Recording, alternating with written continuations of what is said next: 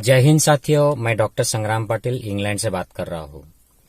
साथियों, हमारे देश के बड़े प्रसिद्ध प्रधानमंत्री, आज के भारत के सबसे ज्यादा महत्वपूर्ण और सबसे फेमस लोकप्रिय नेता जो है मोदी जी, इन्होंने आज राष्ट्र के हित में, देश के हित में, अगर मोदी जी देश से प्यार करते हैं, देश की आवाम से प्यार करते हैं, तो अपने पद से हट जाना चाहिए और किसी दूसरे नेता को जो इस परिस्थिति को सही ढंग से मैनेज कर पाए, ऐसे नेता को उस पद पर बिठा देना चाहिए। और ये बड़े दिल से 56 इंच की चौड़ी छाती से, सीने से उन्होंने ये करना चाहिए, ताकि हम ज्यादा से ज्यादा लोगों को बचा सकते हैं और देश को बचा सकते हैं। और ये जो देश लगभग कोलैप्स हो गया है, इस स्थिति से हमको बाहर लाने में मदद हो सकती है।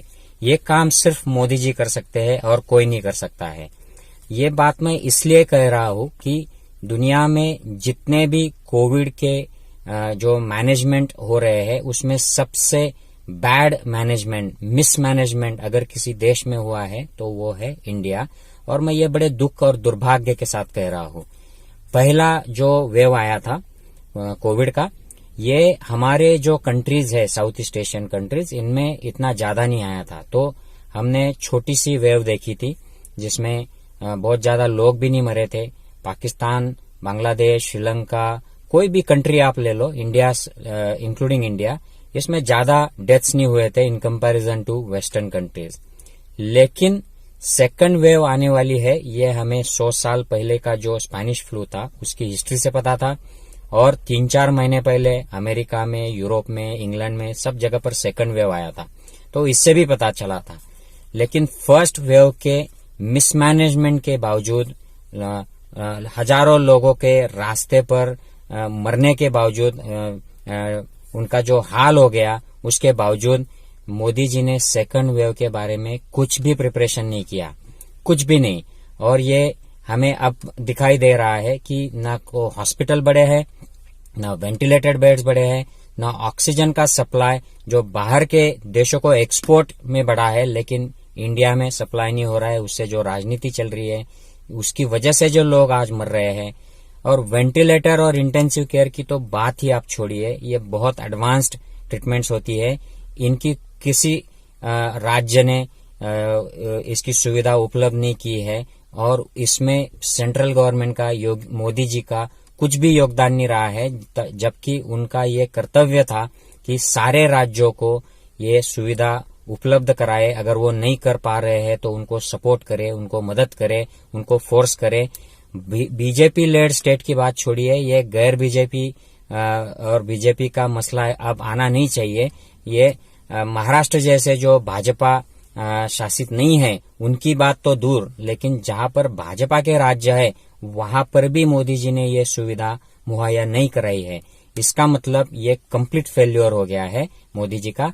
और आज हम क्या देख रहे हैं, लोग ऑक्सीजन के बिना मर रहे हैं, लोग वेंटिलेटर के बिना मर रहे हैं, बेड नहीं मिल पा रहे हैं। और जितने भाजपा शासित राज्य है उनमें तो टेस्टिंग, रिपोर्टिंग भी नहीं चल रहा है। लोग घर घर में कोविड हो गया है, बहुत सारे सिटीज में, उत्तर प्रदेश के, बिहार के, गुजरात के, मध्य प्रदेश के। लेकिन वहां पे जो आंकड़े हैं वो कुछ अलग बताए जा रहे हैं। शमशान घाट पर लोगों के वेटिंग लिस्ट लग गए हैं। जहां पर 10 लोग डेली क्रिमेट होते थे, आज वहां पर 100-100, 200-200 लोग हो रहे हैं। ये गुजरात, मध्य प्रदेश की अवस्था है। ये महाराष्ट्र में भी हो रहा है, अलग अलग राज्यों में हो रहा है। तो ये क्यों हो रहा है? ये इसलिए हो रहा है कि हमारा जो मुखिया है, ये अपनी प्रसिद्धि में, प्रचार में, इलेक्शंस में पूरी तरह बिजी था और आज भी बिजी है। इस मुखिया को अपने देश की जनता को बचाने के सिवाय या अपने राज्यों को सपोर्ट करना, ये दूर की बात है। उन्हें सिर्फ इलेक्शन में प्रचार करना ज्यादा इम्पोर्टेंट समझा। और उनके जो अलग अलग मंत्री है, जो बिल्कुल मोदी भक्ति में वो भीग गए हैं, वो अलग अलग किस्म के इमैच्योर बयान दे रहे हैं। उनको कुछ समझ में नहीं आ रहा है मोदी को कैसे डिफेंड करे, मोदी को डिफेंड करे या देश को मदद करे। हेल्थ मिनिस्टर एकदम आउट ऑफ कंट्रोल हो गए हैं।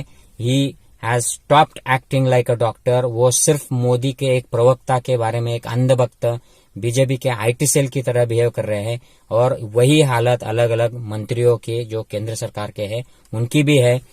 ये जो भाजपा विरहित राज्य है, भाजपा की जहां सत्ता नहीं है, उन पर आक्रमण करना, उनको क्रिटिसाइज करना, ये काम कर रहे हैं उनके मंत्री। और मोदी जो है, जिन्होंने लोगों को उद्धव ठाकरे हो या कोई भी मुख्यमंत्री हो, अरविंद केजरीवाल हो या भाजपा शासित राज्यों के मुख्यमंत्री हो, उनसे बात डेली बेसिस पर करना चाहिए और इनको सपोर्ट करना चाहिए। यहाँ पर विजिट करना चाहिए, मुंबई दिल्ली के हॉस्पिटल्स हो या बेंगलुरु की सिचुएशन हो, सूरत अहमदाबाद हो, यहाँ पर जाकर सिचुएशन कंट्रोल करने के लिए हेल्प करना चाहिए, लोगों का मोरल बढ़ाना चाहिए।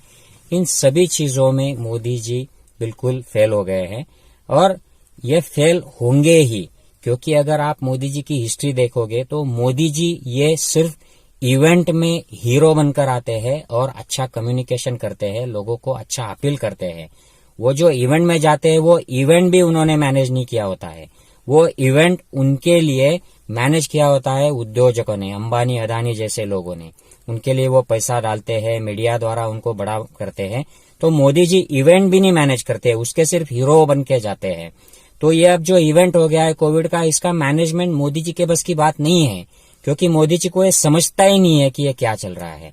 He is uneducated person. वो खुद बोले हैं कि वो हाई स्कूल के ऊपर पढ़े नहीं है, तो उनको इन चीजों की आदत नहीं है। उनको सिर्फ हीरो बन के कपड़े बदल के बड़े बड़े 5 स्टार तरह की लाइफस्टाइल जीने की आदत है और लोगों को अच्छा इन्फ्लुएंस करते हैं भाषण के द्वारा, उनकी कला है। वो अब इस इवेंट में वो कुछ भी प्रैक्टिकल हीरो का रोल नहीं कर पाएंगे, क्योंकि ये उनके बस की बात नहीं है।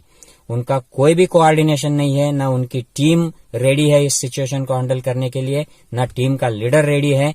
तो इस हालात में सबसे बेहतर यही होगा कि मोदी जी अपने ही पार्टी के किसी अच्छे नेता को, नितिन गडकरी हो या और कोई हो, अब तक तो मोदी जी ने ये सारे जो एक्टिव अच्छे लोग थे, जो कुछ कर पा रहे थे, उनको बाजू हटा दिया, उनको दबा दिया या पार्टी से तो भी निकाल दिया। लेकिन जो भी बचे हैं उनकी आप एक टीम करो, अपोजिशन को साथ में लो, उनकी सूचना लो। ये देश की बात है मोदी जी, ये भाजपा की, आरएसएस की, हिंदुत्ववाद की या ये सांप्रदायिकता की बात नहीं है, लोगों को बचाने की बात है। ये राष्ट्रवाद की बात नहीं है, ये देशभक्ति की बात है। अगर आप राष्ट्रवाद को सही मायने में देशभक्ति में परिवर्तित करना चाहते हो तो ये आपको मौका है। आप प्लीज हट जाइए और किसी अच्छे एक्टिव नेता को, टीम लीडर को वहां पर बिठाइए। आप साइड में एक मार्गदर्शन कीजिए, लोगों को अपील करते रहिए। आपकी भी जरूरत है देश को, आपकी भी जरूरत है सरकार को, लेकिन आप टीम लीडर के पद से हट जाइए। और जब कोरोना सेटल हो जाएगा तो आप बाद में फिर से प्राइम मिनिस्टर बन जाएगा, लेकिन अब आपका हटना देश के हित में है। तो मैं मोदी जी से अपील करता हूं, प्लीज फॉरगिव द कंट्री, हमको माफ कर दो, आप बाजू हट जाओ, लोगों को बचाने दो, बाकी लोगों को, राज्यों को और जो अलग अलग यंत्रणाएं हैं उनको अच्छे लीडरशिप की जरूरत है, कोऑर्डिनेशन की जरूरत है। आपने जो गुजरात पैटर्न सब जगह पे लागू कर दिया है, या ऑक्सीजन का पॉलिटिक्स और गैर भाजपा शासित राज्यों को जो तकलीफ देने की जो आपकी बीजेपी के जो लीडर्स कर रहे हैं, ये सब बंद करिए। ये country doesn't deserve this, country doesn't want this. आपको जो 37% लोगों ने वोट किया था, उनको भी आप उनके साथ अन्याय कर रहे हैं, आप उनको भी नहीं बचा पा रहे हैं। 63% जो आपके विरोध में मत पड़े थे वो तो बात छोड़िए, जो 37% लोगों ने आपको वोटिंग किया है उनके साथ न्याय अगर आपको करना है तो प्लीज आप पद से हट जाइए और किसी अच्छे दूसरे एक्टिव, सकारात्मक, ऑप्टिमिस्टिक लीडर को, जिसकी इसकी समझ है, जिसको कम्युनिकेशन आता है, कोऑर्डिनेशन आता है और इवेंट खुद बनाने, मैनेज करना आता है, ऐसे लोगों को वहां पर बिठाइए। मैं साथियों, अगर आप मेरी बात से सहमत हो तो प्लीज ये वीडियो ज्यादा से ज्यादा शेयर करो, मोदी जी तक पहुंचना चाहिए, ताकि हमारे देश के हालात सुधरे और हम ज्यादा से ज्यादा लोगों को अब भी बचा सकते हैं, वो हम बचा पाए। जय हिंद साथियों।